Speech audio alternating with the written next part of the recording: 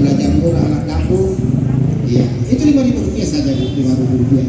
Ya, kita memang sengaja datang di sini untuk membawa harga terjangkau, harga termurah. Ya, supaya masyarakat ya Kota Makassar bisa terbantu dengan adanya.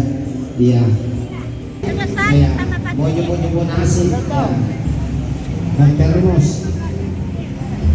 Ya, 5.000 rupiah saja, 5.000 rupiah. Ya, ya mau juga pilih-pilih kaca 1.000 ada di sini 1.000 rupiah. Iya, yang mana? Mas lagi, ini pakai yang mana? Yang juga pot bunga. Iya. Iya, masih deh. Ya. Kita lihat pembeli ini apakah ada berkurang atau bagaimana? Ya kalau dibanding dengan tahun-tahun yang lalu sebelum adanya pandemi mungkin ya ini agak berkurang. Ya, mungkin terpengaruh dengan pandemi. Biasanya kalau 10 Muharram yang tahun-tahun kemarin bisa berapa kita dapat, Pak?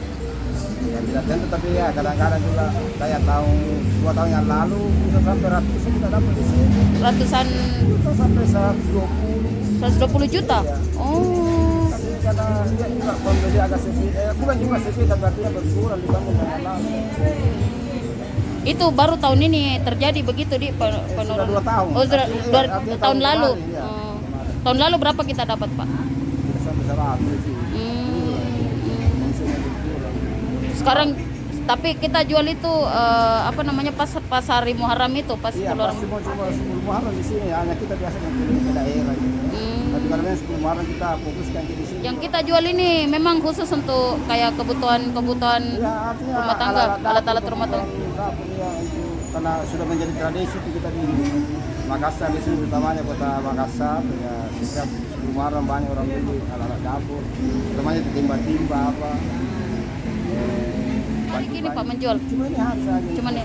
Oh, berarti dalam sehari itu bisa dapat ratusan juta sebelum pandemi. Banyak juga berarti pembelinya, Pak Di. Iya, alhamdulillah.